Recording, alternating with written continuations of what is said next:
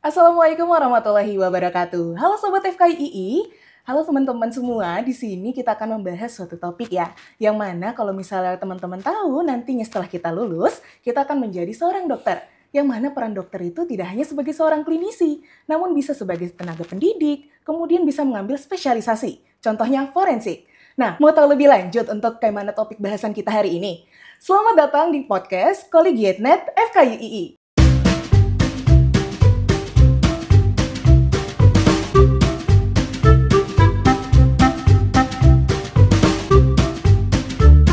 Nah, podcast ini merupakan suatu wadah nih teman-teman untuk teman FKII bersilaturahmi dan juga berbagi dengan alumni FKII. Pada kesempatan kali ini, saya Cinta Putri Aulia Nugroho akan menemani teman-teman pada podcast kali ini. Pada kesempatan kali ini, kita bersama narasumber yang hebat dan juga luar biasa, yaitu alumni FKII tahun 2009, yaitu Dr. Niyufti Ayu Dewi Mahila, Magister of Science, dan juga spesialis forensik dan medico legal. Nah, beliau merupakan lulusan FKII tahun 2009 serta mengambil spesialisasi dari forensik dan juga medico legal di Universitas Gadjah Mada.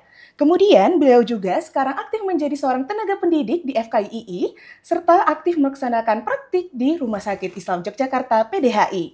Mungkin kita bisa sapa terlebih dahulu ya, Dokter Mahila. Selamat siang, dokter. Iya, selamat siang. Baik, dokter. Apa kabar, dokter? Alhamdulillah sehat. Baik. Sebelumnya kami mengucapkan terima kasih ya, dokter, Sama-sama. atas kehadiran dokter hari ini yang mau berbagi dan juga bercerita tentang pengalamannya seperti itu. Sebelumnya, dokter, kita mungkin bisa membahas terlebih dahulu bagaimana sih perasaan dokter setelah lulus dari FKII, kemudian sekarang hadir di FKII kembali. Oke. Jadi sebagai seorang alumni gitu ya. Oke. Jelas perasaan senang, bahagia, bersyukur ya bisa kembali lagi ke alma mater karena bagaimanapun juga FKUI ini bagi saya sudah menjadi rumah kedua gitu ya. Karena saya tidak akan mungkin bisa ada di titik ini kalau tidak melalui fase di FKUI. Jadi suatu ya menurut saya hal yang patut disyukuri dan awalnya mungkin memang tidak pernah terbayangkan akan kembali lagi sebagai pengajar gitu ya, tapi alhamdulillah atas izin Allah, support dari para guru yang di sini dan juga support dari keluarga juga akhirnya bisa kembali lagi ke sini begitu. Baik, jadi FKI ini banyak jadi tempat cerita ya, dok ya, dan juga sebagai tempat proses gitu ya, dok. Betul ya. Sekali. Baik, mungkin kita bisa masuk ke topik selanjutnya ya, dokter. Jadi topik yang pertama adalah mungkin sempat saya singgung di awal mengenai dokter klinisi. Nah, yang mana kalau secara umum dokter klinisi itu merupakan suatu peran yang dimiliki dokter itu memberikan pelayanan langsung terhadap pasien. Namun dok, dari pandangan dokter sendiri, apakah dokter klinisi itu memiliki makna lain, dok? Apakah hanya sebatas memberikan pelayanan langsung atau ada hal lain yang bisa dilakukan oleh peran klinisi tersebut? Oke, baik. Semua dokter ya, kita berbicara semua profesi dokter ini memiliki karakteristik masing-masing sebenarnya, memiliki keunikan masing-masing dan tentunya memiliki tanggung jawab dan peranan. Tidak ada satu dokter pun yang mungkin lebih spesial ataupun yang satunya jadi merasa tidak spesial gitu ya, enggak, karena semuanya memang memiliki karakter tadi dan tanggung jawab. Kalau untuk di forensik sendiri, memang kita ada beberapa keunikan ya. Selain kita sebenarnya juga praktek juga, kita ada poliklinik forensik namanya, di mana poliforensik klinik ini kita melayani pasien-pasien hidup. Pasien-pasien konsultasi seperti pasien kekerasan, kemudian penganiayaan, asusila, bahkan terkait dengan DNA paternitas gitu ya. Kita juga ada di situ. Selain itu kita ketika mendapatkan kasus jenazah misalkan ya, kita sesekali mungkin harus ke TKP, kita melihat proses di TKP seperti apa, kemudian kita melakukan interaksi tidak hanya dengan pasien saja dan keluarga, tapi kita juga melakukan interaksi dengan pihak penyidik kepolisian, kemudian tokoh masyarakat, dan kalau misalkan kita sedang dipanggil sebagai saksi ahli, kita juga berinteraksi dengan teman-teman yang ada di pengadilan begitu. Baik dokter, jadi sebenarnya forensik itu lebih rumit ya dok ya, karena bisa jadi di dalam suatu ruangan maupun bisa sampai ke TKP seperti itu ya dok. Nah mungkin tadi dokter mengambil spesialisasi forensik dan medico legal. Nah bisa dijelaskan nggak ya dok, kenapa dokter memilih bidang tersebut? Oke, iya. Sebenarnya kalau misalkan milih kerumitan tergantung ya tadi ya. Mungkin bagi saya rumit, bagi yang lain enggak gitu juga ya, tergantung perspektif masing-masing. Nah, alasan sebenarnya kalau forensik sejak awal memang sekitar mungkin kurang lebih saya kan angkatan 2009 ya. Jadi waktu itu kurang lebih sekitar saya di semester 7 itu sudah mulai ada rasa tertarik, kemudian ingin belajar lebih begitu tentang dunia forensik gitu ya, karena entah kenapa memang dari dulu suka gitu ya, baca-baca buku tentang CSI, kemudian film-film detektif kayak gitu. Nah, kemudian selain itu saya melihat fakta yang ada bahwa di Indonesia, tidak hanya di Indonesia gitu ya, di dunia itu ahli forensik memang belum sebanyak ahli-ahli yang lain. Nah, kemudian saya melihat beberapa potensi begitu. Potensi ini sepertinya masih banyak butuh pengembangan. Contohnya kayak misalnya sekarang kalau di bidang kedokteran ya yang sudah ada gitu. Sekarang sedang berkembang tentang penggunaan DNA sebagai terapi misalkan gitu ya. Kalau di forensik kita juga bisa melihat ternyata di tiap manusia itu kan punya karakteristik DNA masing-masing ya. Ini bisa kita manfaatkan juga untuk melihat bagaimana misalnya potensi dari sebuah kejahatan, kemudian potensi dari perilaku seseorang yang menyimpang, itu ternyata bisa dilakukan penelitian. Nah, dari sini ada satu bayangan gitu ya di saya gitu, bahwa saya berpikir kalau misalnya ilmu ini terus kita kembangkan, mungkin suatu hari nanti kejahatan itu bisa kita tekan. Karena bisa menjadi salah satu metode screening, setiap orang bisa kita lakukan tes dengan menggunakan tentunya, ya sekarang kan teknologi berkembang sekali ya, dengan berbagai macam teknologi yang ada, kita bisa melihat, oh seseorang ini punya potensi ke arah pelaku kejahatan nih, oh seseorang ini punya potensi penyimpangan kemana nih. Nah, kalau kita udah bisa tahu penyimpangan-penyimpangan ini sejak awal, kita bisa menekan itu sebagai usaha kita menekan faktor risiko yang kemungkinan muncul. Nah, itu sebenarnya. Jadi karena pikiran saya itu ya, karena kejahatan itu kan semakin hari semakin banyak. Kasus bunuh diri, kasus kekerasan seksual itu semakin banyak.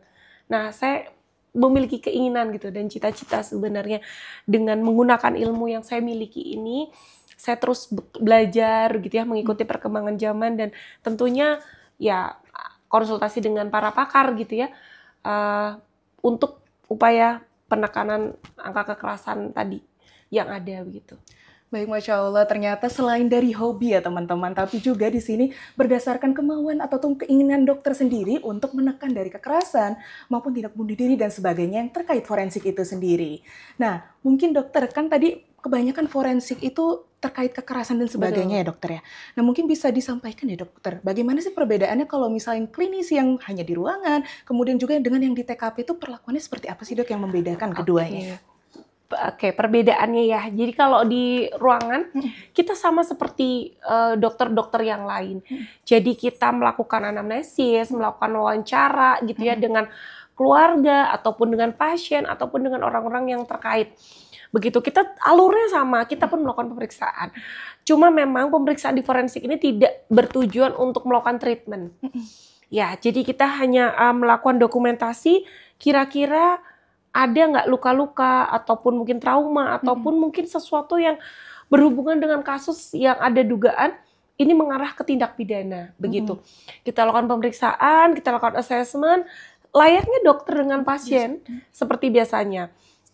Kemudian kalau misalnya di TKP ya, di TKP baik itu mungkin di tempat kejadian perkara yang misal penemuan jenazah ataupun tempat kecelakaan lalu lintas gitu ya. Kita melakukan pemeriksaan di sana tidak hanya sebatas melakukan pemeriksaan pada jenazah, tapi kita juga melihat jejak bukti yang ada. Jadi misalkan kita berkoordinasi dengan pihak penyidik, kita lihat ada nggak temuan seperti bercak darah mungkin, atau sisa-sisa barang bukti yang bisa menjadi suatu bekal gitu ya, untuk kita bawa nanti ke persidangan sebagai barang bukti, begitu. Kemudian kalau misalkan ekshumasi atau di makam gitu ya, saat kita melakukan bongkar kubur, kita juga di situ melakukan dari mulai analisis tanah, kita lihat di situ tanahnya tuh ada kandungan racun nggak, jangan-jangan nih korban ini ada racun ya kan, kalau misalkan seseorang itu kan lama-lama meninggal mengalami proses pembusukan. terkadang racun ini ikut keluar seiring dengan proses pembusukan yang ada, sehingga kita melakukan analisis tanah juga. Kita ambil sampel tanah dari lapis per lapis, kemudian kita ambil sampel organ yang ada di situ yang masih ada. Kalau nggak ada, kita ambil tulang. Nah, itu kemudian kita bawa ke rumah sakit, baru kita analisis. Wah, ternyata banyak banget ya dok tahap-tahapannya untuk melaksanakan tindakan pemeriksaan itu tersendiri. Iya, Kalau di ruangan itu mungkin kurang lebih sama dengan dokter pada umumnya, betul. masih komunikasi, namun kalau udah sampai di lapangan kita perlu lebih teliti dan juga lebih cermat untuk memperkirakan apa saja sih kemungkinan yang terjadi seperti itu ya dok ya. Betul. Baik, tapi pastinya dalam prosesnya bakal ada tantangan ya dok ya, dan juga ada rintangan yang perlu dilewati. Mungkin bisa dijelaskan dok, apa sih perbedaan tantangan sebagai klinisi saja, dan juga bagaimana tantangannya sebagai seorang dokter forensik saat di lapangan seperti itu. Oke, tantangannya sebagai klinisi dan di lapangan ya. Iya. Oke, tantangannya kalau di ruangan, biasanya itu kan masyarakat kita itu menganggap, oh kalau ke dokter itu pasti cek pakai stetoskop, diobatin gitu ya. Sedangkan kalau kita justru difoto, diukur gitu ya, pakai penggaris. Jadi memang kadang itu butuh penjelasan ke pasien ataupun ke keluarga pasien bahwa kita akan melakukan proses dokumentasi. Yang ini kadang kalau tidak disampaikan akan bisa salah arti. Karena dianggap ini ngapain ya? Kok di foto-foto, apalagi mohon maaf kita minta mungkin melepaskan pakaian, kemudian kita foto, kita ukur. Ini kan hal yang sensitif ya. Nah, perbedaannya di situ, tantangannya. Jadi memang butuh informed consent yang lebih kuat gitu ya terkait dengan kasus ini. Kemudian kalau di TKP, menurut saya pribadi tantangannya lebih ke cuaca. Saat ini kan sedang bermantun nih. Cuaca itu kadang bisa menjadi faktor pendukung dan penghalang gitu ya, tergantung dari mana kita ngambil. Tapi intinya semua itu sebenarnya tetap bisa kita persiapkan. Begitu. Kemudian tantangannya lagi, biasanya ketika kita di TKP, apalagi kalau misalkan kita berbicara tentang ekshumasi gitu ya, artinya semakin lama jenazah ini akan kita lakukan pemeriksaan, semakin sedikit juga kita menemukan barang bukti. Karena barang bukti itu akan semakin hilang, berjalan dengan waktu itu semakin hilang. Jadi semakin baru kasusnya, kita bisa nemuin barang bukti lebih banyak. Tapi kalau udah 1 bulan, 2 bulan, bahkan tahunan mungkin, ya kita hanya mengumpulkan sisa-sisa yang kemungkinan masih ada jejaknya, namun mungkin tidak seakurat ketika pemeriksaan di awal. Oh, Masya Allah, ternyata lebih rumit kembali ya dokter ya. Betul. Yang mana tidak perlu hanya komunikasi semata, tapi juga perlu informed consent yang lebih mendalam lagi seperti itu.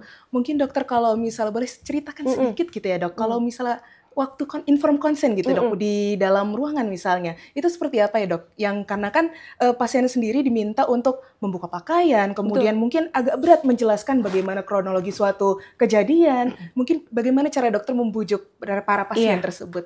Oke.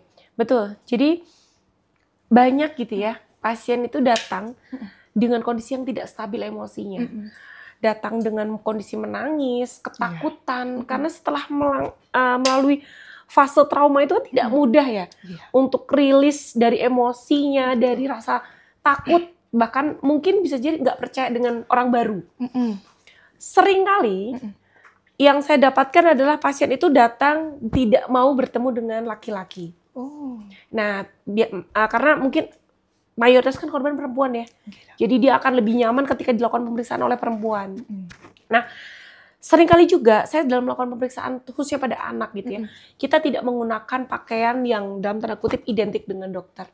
Biasanya kan pakai jas gitu ya, kita biasanya nggak pakai. Karena untuk meningkatkan kedekatan kita dulu nih sama pasien gitu, kita duduk bareng gitu, misalkan dia maunya duduk di bawah, ya udah kita duduk di bawah sama anak ini gitu. Kalau misalkan anak-anak ya, kita ajak ngobrol dulu, kita tanya sampai kondisi dia stabil. Emosinya kita bujuk, kita rayu untuk dia mau melakukan pemeriksaan. Kalau misalnya kok orang dewasa, ya akan lebih enak gitu ya, kita jelaskan prosedurnya, alasan kita kenapa kok kita minta di foto, kemudian dibuka pakaiannya, tujuannya adalah untuk mendokumentasikan. Nah, kita juga berikan garansi nih, bahwa semuanya akan kami lindungi di RM ya, rekam medis gitu. Kita tidak akan membuka foto tersebut ke masyarakat luas. gitu ya, karena ini bagian dari rahasia pasien. Jadi kita jelaskan. Tapi kalau pasien menolak gimana? Ada pasien yang memang benar-benar menolak. Kalau menolak kita sampaikan, kita tidak boleh memaksa. Ada hak otonomi dari pasien ataupun keluarga untuk menolak. Namun kita sampaikan bahwa apabila menolak, otomatis kita tidak bisa mengekspos, kita tidak bisa melihat luka yang ada, otomatis akan berimpact atau berimbas pada hasil pemeriksaan yang akan kita catat. Gitu. Jadi masih banyak penyesuaian kembali ya dok ya Betul. saat melakukan informed consent. Iya. Karena belum tentu semuanya tuh nyaman ataupun mau semuanya mengungkapkan seperti itu ya dok. Nah oleh karena itu mungkin apakah ada ya dok peran dokter ataupun peran ilmu disiplin lain yang turut serta dalam pemeriksaan dari forensik maupun ketika mengecek di TKP seperti itu dok. Yang mungkin kalau misalnya tadi masalah mental dari pasien apakah perlu psikologis ataupun perlu psikiater, kemudian apakah dokter klinisi juga bisa turut andil dalam pemeriksaan tersebut? Ya, kalau di forensik kita untuk poliforensik klinik ya, atau mungkin di beberapa rumah sakit ada yang disebut dengan krisis center begitu. Jadi di krisis center ini atau unit pelayanan krisis terpadu itu kita memang bekerja tidak sendiri. Forensik itu selalu tidak pernah bekerja sendiri. Serunya di forensik itu karena kita jadi banyak teman gitu ya. Kita bekerja misalnya nih dengan kasus kekerasan perempuan dan anak. Kebetulan saya memang concern di perempuan dan anak gitu ya. Jadi kasus perempuan dan anak pasti melibatkan dokter spesialis anak. Pasti melibatkan juga dokter spesialis obsgin. Begitu. Kemudian tadi ada psikiater dan psikolog. Itu kita juga sering melibatkan beliau-beliau ini. Belum lagi nanti misalnya ada temuan ternyata traumanya menyebabkan sebuah luka, misalnya patah tulang gitu ya. Otomatis kita akan koordinasi juga dengan teman sejawat bedah misalkan atau orto. Nah, ini kita akan bekerja sama secara bersama-sama. Jadi memang kita tidak sendiri. Tergantung dari apa sih yang ada kelainan di pasien ini gitu. Cuma memang lazimnya yang kita selalu adakan kerjasama itu tadi dari anak atau pediatri ya, kemudian obsgin, kemudian psikolog atau psikiater. Ini hampir selalu ada. Jadi kami selalu bekerja bersama di forensik klinik tadi atau di unit krisis terpadu tadi untuk menangani sebuah kasus begitu. Baik, ternyata makin banyak teman ya dokter kalau masuk forensik ini. Namun ya bukan hanya sebatas teman, tapi juga ini untuk kebaikan dari pasien itu sendiri. Supaya tidak hanya dari satu sisi untuk mengatasi masalahnya, namun dari berbagai sisi lainnya. Sehingga nanti untuk pengobatan ataupun untuk penanganannya bisa lebih komprehensif seperti itu ya dok ya. Baik, nah mungkin tadi udah dari contoh-contoh cerita maupun dari penanganan yang dokter lakukan. Nah di sini mungkin saya izin bertanya ya dok, kalau misalnya dok, kan dokter belajar menangani pasien yang baik di dalam klinik maupun yang sudah tiada seperti itu. Mungkin apakah dokter mendapatkan pengetahuan baru tentang dunia klinis yang bisa dokter terapkan dalam kebiasaan dokter sehari-hari ataupun sebagai seorang tenaga pendidik di sini? Ya. Jadi sebenarnya kalau mungkin ada pertanyaan antara klinisi atau sebagai dokter spesialis sama pengajar itu bedanya di mana gitu ya? Kalau menurut saya justru ini saling melengkapi. Kita belajar skill, belajar teknik gitu ya saat kita praktek gitu. Tapi kita belajar keilmuan dan mengaplikasikan keilmuan juga bisa kita gunakan saat kita menjadi seorang pengajar gitu. Jadi biasanya kalau di kuliah-kuliah saya gitu ya, saya selalu menceritakan ke teman-teman itu berdasarkan pengalaman-pengalaman yang saya lalui, baik dari proses pendidikan sampai saya menjadi seorang spesialis, ada kasus-kasus menarik apa gitu. Apalagi di forensik ini mungkin agak sedikit berbeda dengan kasus lain. Iya, betul. Dua-duanya misalkan ada dua kasus, dua-duanya sama-sama pembunuhan. Bisa jadi keduanya ini memiliki karakteristik luka yang berbeda, penyebab yang berbeda, mekanisme yang berbeda gitu ya. Jadi artinya hampir selalu ketika kita menemukan 10 kasus, pasti 10 kasus ini tidak akan pernah sama, ada yang sama. Keunikan di forensik ini. Nah, makanya biasanya hal-hal ini yang akan saya sampaikan ke teman-teman mahasiswa.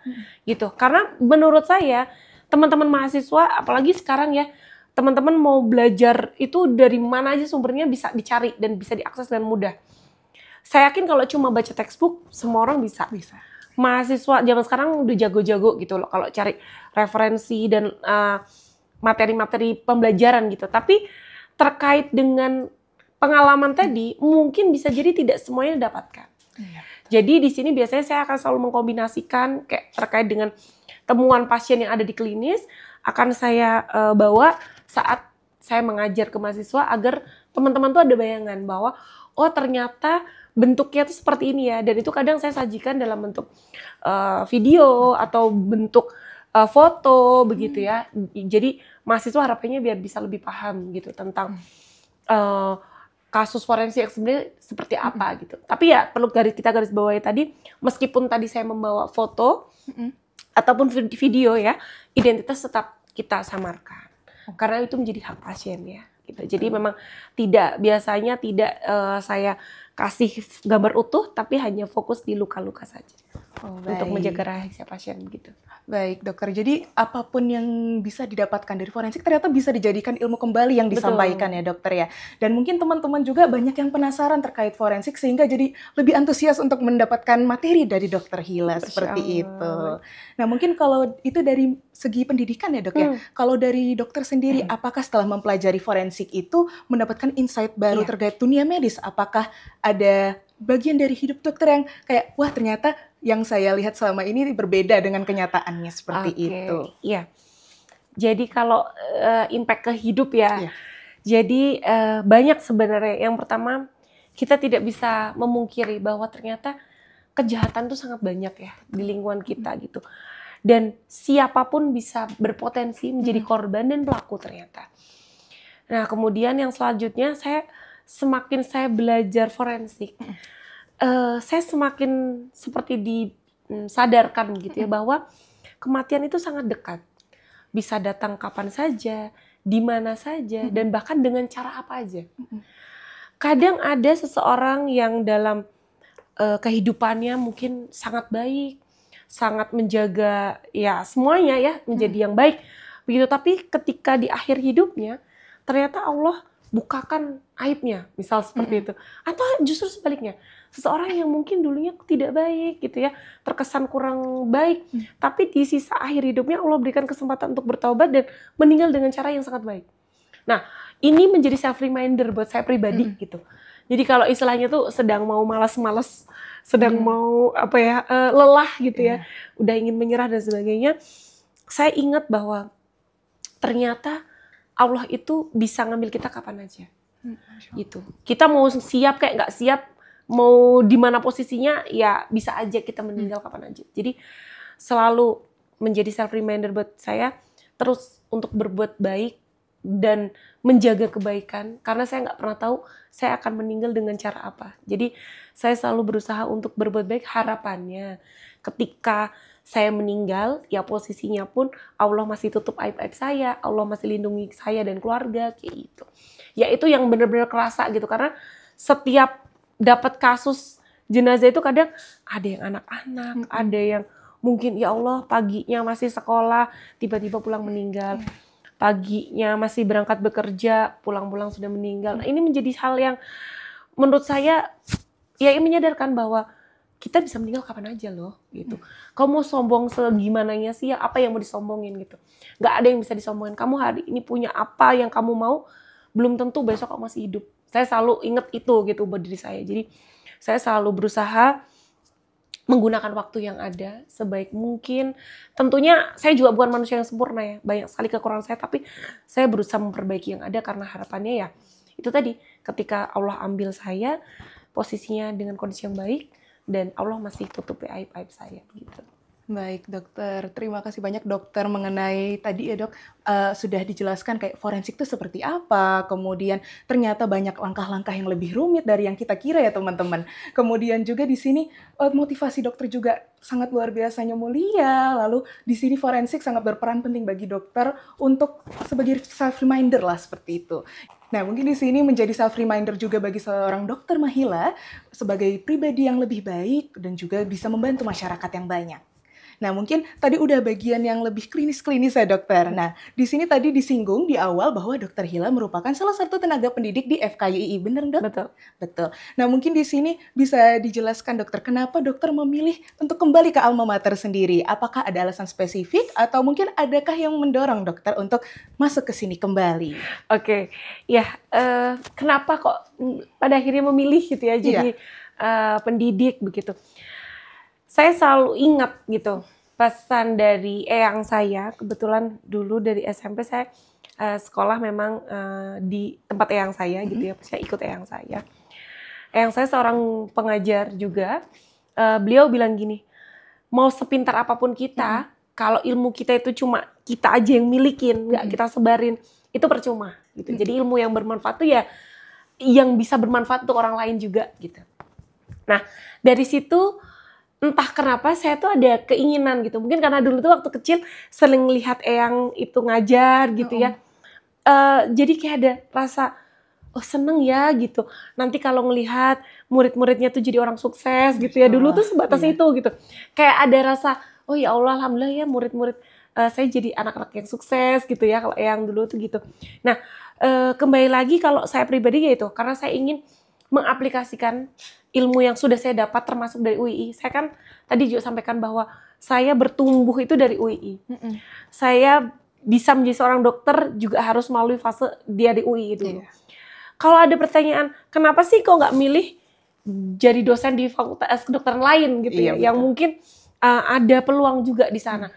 Saya selalu menyampaikan bahwa saya dibesarkan itu di sini. Sedangkan di tempat yang saya dibesarkan aja masih ada peluang. Kenapa saya harus mencari tempat yang dalam tanda kutip tidak membesarkan saya? Gitu. Saya banyak sekali belajar dari dosen-dosen yang ada di sini, dosen-dosen senior yang sampai detik ini pun beliau masih saya anggap sebagai guru ya, walaupun kita sekarang sudah sama-sama dosen, tapi saya selalu melihat bahwa ada potensi yang sangat besar yang FKUII miliki yang masih harus dikembangkan gitu. Nah, saya ingin menjadi bagian dari pengembangan dari FKUII ini sebenarnya itu. Wah, Masya Allah. Selain sebagai rumah untuk kembali, tapi juga ingin mengembangkan potensi yang dimiliki ya dokter ya. Baik, sangat luar biasa.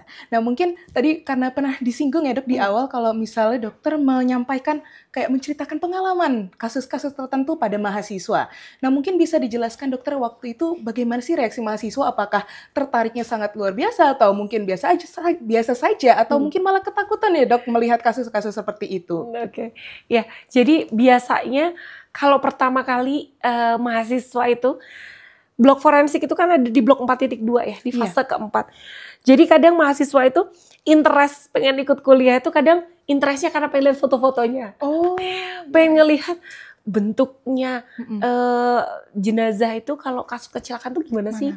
Kalau bentuknya misalkan jenazah yang sudah mengalami pembusukan tuh kayak gimana sih gitu ya. Biasanya ada penasaran itu. Tapi sebenarnya titik yang perlu saya tekankan ke mahasiswa itu bukan hanya visualnya aja ya, tapi lebih ke kenapa sih kok proses bisa terjadi seperti itu. Begitu. Dan alhamdulillah sampai detik ini antusias teman-teman mahasiswa gitu ya ketika kuliah, terutama khususnya di kasus-kasus tadi ya yang berhubungan dengan kekerasan, penganiayaan gitu yang benar-benar pure forensik gitu ya, antusiasnya sangat luar biasa. Tapi kalau untuk medico legalnya, medico legal itu kan yang berhubungan dengan hukum. Memang kadang mahasiswa tuh masih bingung. Kayak misalnya, aduh dok bagaimana ya cara kita menentukan pasal dan sebagainya, mungkin karena hafalan banget ya. Gitu. Jadi lebih interest ketika teman-teman itu melihat kasus-kasus yang forensik tadi dibandingkan medico legal. Oh Masya Allah, ternyata lebih penasaran daripada yang saya kira ya dok ya. Karena sebenarnya saya sendiri juga lumayan tertarik karena kalau di drama-drama atau di film-film juga kerja dokter forensik ini wah bisa dibilang mudah juga seperti itu. Nah mungkin kalau dari dokter, apakah melihat dokter ada minat yang tinggi di bidang forensik dari mahasiswa FKUII selama penjelasan dari kasus-kasus tadi seperti itu? Iya. Kalau minat ya, alhamdulillah sebenarnya ada beberapa yang saya sendiri tidak pernah punya ekspektasi lebih saat masuk menjadi seorang pengajar ya ke mahasiswa. Maksudnya saya tidak pernah yang berharap semua mahasiswa saya harus mencintai forensik gitu, enggak. Tapi yang selalu saya sampaikan ke mahasiswa bahwa suka nggak suka, mau nggak mau, kalian itu akan menjadi seorang dokter, kan gitu ya. Karena kalian mahasiswa kedokteran gitu. Nah, dokter ini suka nggak suka, mau nggak mau juga punya peluang yang sama untuk menjadi saksi ahli. Semua dokter itu pasti punya peluang untuk dituntut pasien. Mendapatkan komplain, ya, mendapatkan kasus-kasus yang mungkin nggak dipengenin sebenarnya, tapi kok ya dapat gitu ya, karena ya udah menjadi seorang dokter. Nah, tugas saya adalah menyiapkan teman-teman ini ketika nanti sudah menjadi seorang dokter, mereka siap ketika ada resiko itu. Kenapa? Kadang, contoh misalnya dokter apapun, misalnya dokter obsgin, dokter ortopedi dan sebagainya melakukan tindakan pembedahan. Ternyata hasilnya tidak sesuai. Kemudian ada dong komplain. Zaman sekarang netizen luar biasa ya kritisnya. Komplain, otomatis kan kita harus menjelaskan. Harus menggunakan teknik tadi. Forensik medical legalnya jadi dipakai gitu. Apakah memang benar yang dilakukan sudah sesuai prosedur atau belum? Kalau sudah sesuai ya nggak usah takut.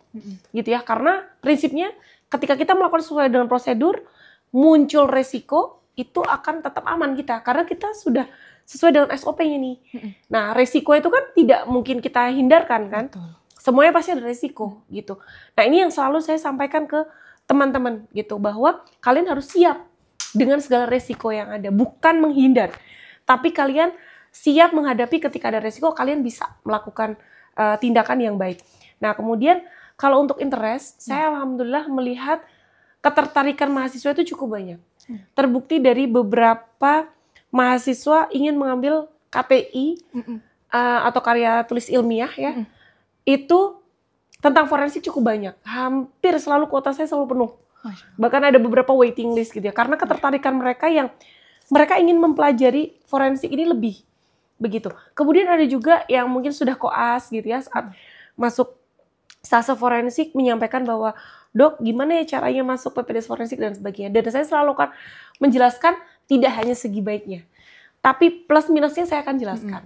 Termasuk segala konsekuensi dan sebagainya. Karena kan ada banyak pertimbangan ya. Dan itu saya kembalikan lagi ke teman-teman gitu. Saya selalu bilang, kalau kalian memang mau masuk forensik, kalian mau belajar forensik, feel free. Saya kapanpun, insya Allah saya akan siap gitu loh. Mau bimbingan, mau tanya, atau bahkan mau minta rekom sekalipun gitu ya untuk alumni, saya kasih pasti. Saya akan bantu semaksimal yang saya mampu. Tapi perlu dipahami bahwa semua itu ada positif dan negatifnya. Ada resiko yang harus diambil dan itu harus dipilih dulu nih. Gitu. Karena saya tidak berharap ketika saya menceritakan hanya baiknya aja, nanti kalau ketemu nggak baiknya mereka akan kecewa. Jadi saya akan selalu ceritakan semuanya baik dan buruknya. Baik, jadi bukan hanya sekedar minat forensik ya dok yang ditekankan, tapi mengenai belajar untuk menerima konsekuensi maupun menghadapi konsekuensi itu sendiri. Betul sekali. Nah mungkin tadi sudah ada gambaran mengenai kalau dokter memberikan materi ya dok, menceritakan kasus-kasus dan sebagainya.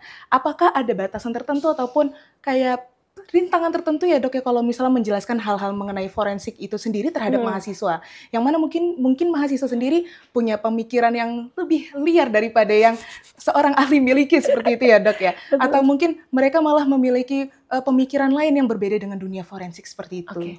Ya, kalau untuk tantangannya sebenarnya saya jujur sering justru dapat tantangan nih. Saya malah yang pas dapat tantangan dari mahasiswa, karena mahasiswa itu pertanyaannya luar biasa karena itu tadi ya, perkembangan ilmu, perkembangan teknologi itu kan sangat mempengaruhi. Nah, tapi justru ada titik tekan yang memang menjadi salah satu apa ya, menurut saya butuh trik gitu ya untuk ilmu ini bisa sampai ke teman-teman mahasiswa. Pertama, di forensik ini agak unik. Ketika kita melakukan pemeriksaan, itu kan kita menggunakan bahasa negara. Ya, kalau kita di Indonesia. Jadi kan kita menggunakan bahasa Indonesia. Ketika mendeskripsikan, mungkin teman-teman dari semester 1 sampai semester 5 misal gitu ya, atau bahkan mungkin semester 6 pun terbiasa menggunakan bahasa-bahasa anatomi yang udah lazim digunakan setiap hari. Tapi di forensik, kita belajar lagi bahasa Indonesia atau bahasa negara. Nah, ini yang terkadang mengajarkan mereka gimana caranya mengulang kembali dari yang dulunya mungkin udah bicaranya pakai femur, humerus kayak gitu-gitu ya, radius, ulna. Sekarang kita belajar lagi menggunakan tulang paha, tulang kering dan sebagainya ya, gitu. Nah ini kan jadi butuh trik sendiri. Kemudian selain itu kita untuk tantangannya tersendiri ya, itu untuk membuat mahasiswa ini tidak hanya menghafal. Forensik nggak bisa dihafal, saya selalu bilang. Forensik ini butuh pemahaman, gitu. Dan ini diberikan hanya dalam waktu kurang lebih mungkin sekitar 4 pekan. Karena kita hanya 4 SKS forensik itu. Jadi dalam waktu 4 pekan, ini butuh trik gimana caranya mahasiswa itu bisa mencintai forensik. Minimal mereka paham, dan tadi ada poinnya, mereka minimal siap. Walaupun nanti akan ada penguatan di stase pendidikan klinis ya, di profesi, di profesi, tapi itu pun juga tidak lama, hanya sekitar 3 minggu. Artinya di sini, di waktu-waktu yang sedikit ini, kita punya PR untuk membuat mereka minimal nyaman dulu nih, untuk belajar forensik, atau minimal mau dulu. Nah, ketika kalau sudah mau, udah nyaman, insya Allah semuanya akan berjalan dengan lancar. Wah, Masya Allah. Artinya ternyata nggak semudah itu juga ya dok ya, untuk menyampaikan hal-hal di dunia forensik ini kepada orang-orang yang mungkin masih kurang kenal seperti itu dengan forensik ya dok ya. Nah, mungkin kalau misalnya ya dok, ini kan seorang forensik pasti punya keahlian-keahlian tentu yang harus dimiliki. Nah, mungkin dalam penyampaian terhadap mahasiswa, nah kalau mau menyampaikan sebenarnya seorang forensik tuh perlu keahlian seperti ini dan seperti itu, apakah sudah disampaikan atau mungkin boleh berbagi di sini dok, kayak keahlian apa saja yang perlu dimiliki? Oke, buat seorang dokter ya? Dokter forensik seperti itu, yang ingin menjadi seorang dokter forensik. Iya. Jadi sebenarnya kalau untuk mau jadi dokter forensik, mungkin beberapa kali sudah saya sampaikan di kelas ya. Cuma mungkin bisa saya sedikit ulang. Jadi pertama yang jelas harus jadi dokter dulu, ya kan? Karena mau nggak mau harus melalui fase menjadi dokter umum dulu. Kemudian kalau saya bilang kalau mau jadi dokter forensik, yang diutamain bukan dalam tanda kutip money oriented. Tekanin dulu niat ibadahnya, dinaikin dulu. Kenapa? Karena saya selalu sampaikan ke siapapun, ketika kita bekerja orientasinya ke uang atau ke materi, jangan jadi forensik. Saya selalu sampaikan gitu, karena kita nggak bisa membuat tarif yang mungkin kasusnya per kasus tuh rigid gitu ya. Bisa dengan ya berbagai macam teknik, mungkin nanti ketika teman-teman udah jadi dokter pasti tahu maksud saya seperti apa. Di forensik ini peluangnya tidak sebanyak itu. Tapi ada kepuasan tersendiri ketika kalian ingin lebih berguna gitu ya untuk orang yang sedang membutuhkan pertolongan maksudnya ya. Kemudian kalian bisa berkontribusi di situ. Ada satu rasa puas, ada rasa bersyukur yang lebih gitu ya, karena bisa memecahkan kasus yang mungkin orang lain juga kalaupun berharap ini nggak menjadi korban gitu ya, tapi terpaksa jadi korban. Mereka kan butuh keadilan nih. Ketika di situ kita bisa berkontribusi, maka insya Allah kita ada rasa rasa bersyukur gitu, bisa menjadi bagian dari proses penyelesaian masalah tadi, kayak gitu. Jadi itu kemudian yang terakhir, kalau misalkan mau jadi dokter forensik, tentunya harus dengan izin keluarga. Gitu, karena tantangannya agak sedikit berbeda. Bisa jadi kita sering di rumah nih, selama 1 bulan di rumah terus gitu, nggak pernah on call malam gitu ya.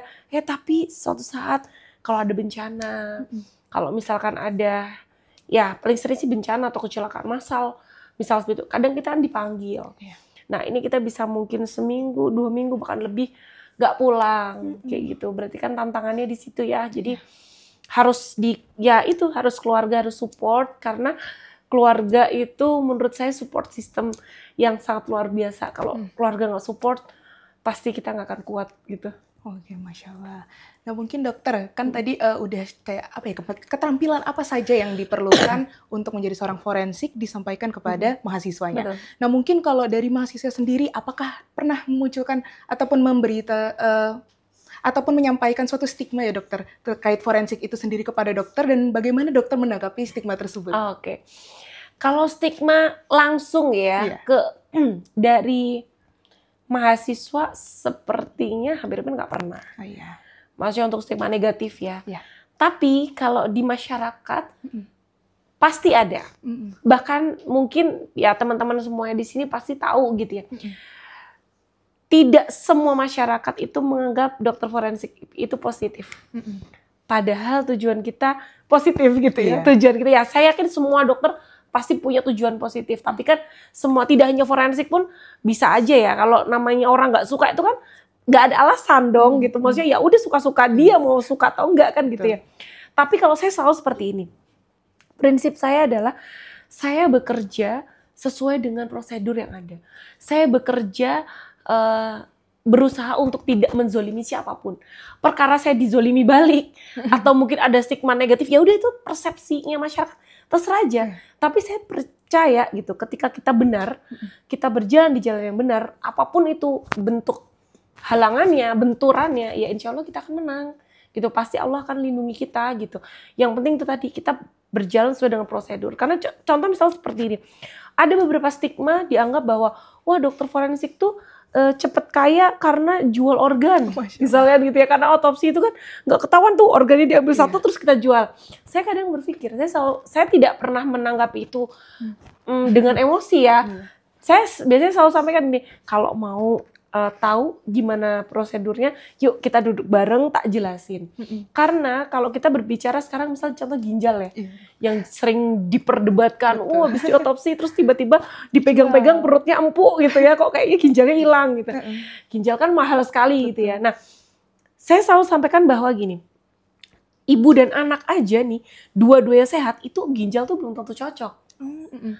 Anak kandung dua-duanya atau kembar bahkan dicocokin buat apa, misalkan ada salah satu yang butuh cangkok pun belum tentu cocok gitu.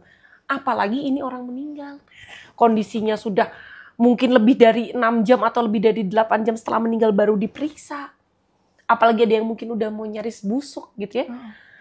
Masa iya udah diambil, dipotong langsung aja ditempel ke manusia? Sesimpel itu, ya ini sesimpel itu gitu loh. Yang masih kondisi sehat dipersiapkan dengan metode steril aja belum tentu cocok gitu loh.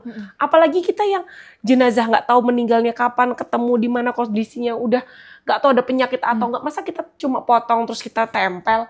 Ya kan sesimpel itu ya. Jadi itu yang kadang biasanya saya sering ada pertanyaan sih. Wah dokter forensik tuh jadi dapat duitnya tuh paling banyak gara-gara jual organ ya. Nah itu masih ada stigma seperti itu. Tapi kalau saya selalu sampaikan dengan kepala dingin, nggak perlu emosi. Jadi saya bilang, yaudah kalau mau tahu, yuk kita duduk bareng. Biar tahu, karena kalau kita balas dengan emosi, ya nggak akan selesai. Gitu. Jadi kalau saya bilang, kalau mau tahu detail, yuk kita duduk bareng. Atau kita adakan sesi diskusi, saya jelaskan. Jadi nanti kita kembalikan. Masyarakat yang akan menilai, kira-kira bisa nggak sih dokter spesialis forensik itu ngambil ginjal atau apapun yang ada di tubuh jenazah, kita jual, itu sebenarnya bisa nggak? Oh iya, seperti itu. Artinya kita di sini sebagai seorang dokter forensik gitu ya, gambarannya adalah yang penting kita melakukan hal yang benar. Betul. Dan bukan fokus pada stigma negatifnya seperti itu. Tinggal bagaimana cara kita menyampaikannya dengan baik supaya dokter forensik sendiri mendapatkan gambaran yang baik juga di depan masyarakat. Betul. Seperti itu ya dok ya. Baik. Nah mungkin dokter, tadi kan udah dari stigma ya dok ya. Nah mungkin kembali lagi ke cara ajar dok. Yang mana kalau misal dokter sendiri sudah menjalani pendidikan forensik seperti itu.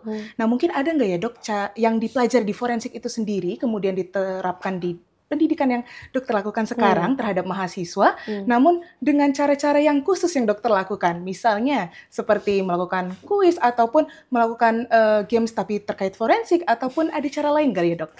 Oke, ya ada beberapa teknik yang mungkin kalau di residensi ya, mungkin karena kalau saat residensi itu kan staf pengajarnya itu mayoritas sudah senior, jadi sistem pembelajarannya mungkin tidak terlalu bervariasi sebenarnya, karena kita variasi paling banyak adalah di kasus, penanganan kasus itu paling banyak. Nah, kalau diterapkan misalnya dari yang jam residensi ke sini, saya rasa tidak semuanya bisa diterapkan. Kenapa? Karena apalagi dengan karakter ya, mahasiswa S1 itu kan masih usia remaja, baru mau ke dewasa muda gitu ya. Kalau pressure-nya seperti residensi, saya kira nanti keluar semua gitu ya, karena merasa udah stres duluan gitu. Ya jadi kan semua itu ada tahapan-tahapan, tapi ada beberapa misalnya kayak saat di residensi gitu ya, kita diajarkan untuk kayak semacam misalnya ada morning report gitu ya. Nah ini kalau dengan koas biasanya saya ada juga kasus kayak gitu, tapi saya bikin dengan suasana yang mungkin bisa dikatakan lebih menarik dan tidak menegangkan. Gitu. Jadi nggak yang kayak presentasi kasus biasa, tapi lebih ke kita diskusi. Saya lebih suka diskusi, saya lebih suka tanya ke teman-teman gitu ya. kalian dapat kasus apa? Misalkan, oh dapat kasus ini. Oke, yuk kita diskusi bareng gitu. Kita main tebak-tebakan, analisisnya ini apa sih gitu. Nanti di akhir sesi karena sudah selesai misalnya gitu ya, kita kasih sedikit reward gitu untuk mahasiswa, atau mungkin yuk kita makan-makan bareng gitu. Jadi biar tujuannya mereka juga lebih santai tapi serius. Karena kalau cuma kayak presentasi kasus biasa kan mungkin mahasiswa juga ya udah cuma baca gitu aja. Tapi kalau kita dengan metode diskusi atau beberapa teknik-teknik itu biasanya akan lebih bermakna sih menurut saya. Jadi lebih banyak yang ditangkap oleh mahasiswanya juga sendiri seperti itu ya dok ya. Nah mungkin dokter kalau ada nggak sih dok lingkungan khusus atau lingkungan yang ideal ataupun suasana yang ideal yang dibentuk untuk membahas kasus forensik pada mahasiswa itu sendiri dok? Yang mana kan memang mungkin bisa dibilang agak serius ya bahasannya ya dok ya, apalagi kasus-kasusnya mungkin terkait kekerasan ataupun berkaitan dengan hukum. Nah mungkin lingkungan yang ideal untuk bahas seperti itu tuh seperti apa ya dok kalau sebagai tenaga pendidik saat ini? Untuk tenaga pendidik ke mahasiswa ya? Iya betul. Kalau saya justru lebih suka suasana yang tidak formal. Jadi saya tuh lebih suka kalau ngajar, kalau di kelas kan memang settingannya begitu ya, nggak bisa kita maksudnya santai gitu. Tapi kalau dengan koas, saya biasanya lebih suka kayak kita duduk lesehan bareng, diskusi sambil ngobrol santai gitu. Jadi justru tidak di suasana yang formal, tapi kita tetap sesuai dengan target kasus ini harus selesai. Begitu, diskusinya harus selesai. Nah kemudian kalau di kelas besar, saya biasanya kan selalu membawakan itu dengan materi yang mungkin lebih banyak foto, lebih banyak ceritanya. Tapi ceritanya ini yang berkaitan dengan forensik tentunya. Jadi tidak yang hanya sekedar baca slide kemudian menjelaskan detail yang baku gitu ya, enggak. Tapi lebih ke suasana santai. Kenapa? Karena itu tadi ketika kita enjoy, ketika kita sudah nyaman untuk belajar, mau sesulit apapun, insya Allah penangkapan mahasiswa itu akan lebih cepat. Mahasiswa akan lebih, oke, ini maksudnya gini. Tapi kalau kitanya udah nggak enjoy duluan, kita dikasih materi semudah apapun, pasti biasanya nggak akan maksimal. Oh baik, jadi intinya adalah kita membuat suasana yang lebih nyaman untuk mahasiswanya juga, sehingga apa yang kita sampaikan bisa ditangkap dengan baik juga seperti itu ya dokter.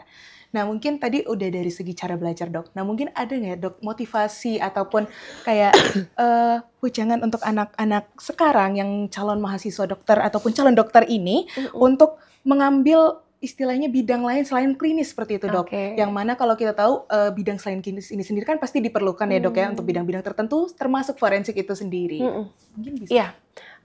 Jadi banyak yang mungkin kalau sekarang itu kan orientasinya mahasiswa kedokteran tuh pikirannya selesai kuliah nanti langsung ngambil spesialis gitu ya. Bayangannya pokoknya kalau dokter habis dokter umum tuh spesialis. Ternyata peluang di luar itu tidak hanya spesialis. Banyak sekali misal gini. Ada satu kasus yang pernah saya temukan dan itu ketemu pas setelah justru saya menjadi dokter spesialis. Saya berpikir kalau semua orang di dunia ini yang jadi dokter ya, mereka hanya memutuskan menjadi seorang klinisi saja, maka perkembangan di ilmu kedokteran ya udah berhenti cuma sampai situ. Tapi kalau ada yang berkeinginan untuk menjadi seorang peneliti misalkan, maka di situ muncul teknologi-teknologi baru, ilmu-ilmu baru yang itu bisa benar-benar bermanfaat untuk bidang kedokteran gitu. Contohnya gini, sekarang kita kembali ke DNA. Sekarang itu orang seluruh bidang apapun sudah berebut mencari skup penelitian tentang pengembangan DNA. Baik itu untuk misalnya kecantikan, ya, untuk kesehatan, itu kan banyak sekali menggunakan teknik DNA ini ya. Rekayasa genetika itu kan luar biasa. Saya berpikir kalau tidak ada peneliti-peneliti seperti ini, bisa jadi ya kita hanya bertahan ya segitu-segitu aja. Padahal kita itu kan semakin hari semakin berkembang. Betul. Apalagi di luar negeri ya, itu persaingan dunia kedokteran tuh luar biasa sekali. Nah, jadi kalau saya mungkin boleh berpesan gitu ya, untuk teman-teman yang mungkin dari sekarang gitu ya, kayaknya lebih suka ngajar, lebih suka melakukan penelitian, lebih suka bekerja di lab, atau mungkin lebih suka membuat sebuah inovasi-inovasi, ya mungkin bisa dipertimbangkan ngambil S2, kemudian lanjut S3, begitu ya, fokus ke peneliti. Karena dunia kedokteran saat ini butuh sekali banyak peneliti yang luar biasa. Tapi kalau misalnya pengen jadi spesialis pun nggak masalah, itu pilihan gitu ya. Tapi pesan saya satu, ketika teman-teman sudah menjadi spesialis nantinya, apapun spesialisasinya, yang penting jangan lupa belajar. Jangan lupa namanya update ilmu, karena ilmu kedokteran itu terus berkembang. Kalau kita tidak update, kita nggak mau belajar, maka kasihan pasien kita. Pasien kita tidak mendapatkan haknya. Gitu. Jadi sebenarnya belajar itu tidak hanya untuk kita, tapi untuk kebutuhan pasien juga gitu. Jadi kitanya jadi tambah pinter, kita jadi tahu ilmu yang update, tapi pasien juga bisa mendapatkan hak yang lebih dibandingkan dengan ketika kita nggak belajar. Gitu. Baik. Jadi di sini peran seorang dokter tidak hanya untuk berbicara dengan pasien saja, tapi saling membantu antar dokter itu sendiri loh teman-teman. Yang mana kalau misalnya di sini ada spesialisasi maupun ada bidang lain, itu bukan hanya untuk memenuhi minat saja, tapi juga untuk saling membantu dalam menyelesaikan permasalahan masyarakat itu sendiri. Nah mungkin dokter, kita sudah mulai masuk ke akhir-akhir acara seperti itu dokter. Mungkin tadi sebenarnya udah mirip titipan pesan untuk teman-teman ya. Namun di sini mungkin ada closing statement yang lebih khusus ya dok, terkait dokter klinisi dan juga dokter sebagai tenaga pendidik seperti itu dokter. Oke. Ya, jadi untuk adik-adik semuanya, calon dokter ataupun mungkin yang sudah berprofesi jadi dokter tapi lagi galau mau menentukan kemana langkah hidupnya, kuncinya sebenarnya adalah apapun yang kita lakukan, lakukan dengan penuh dengan tanggung jawab.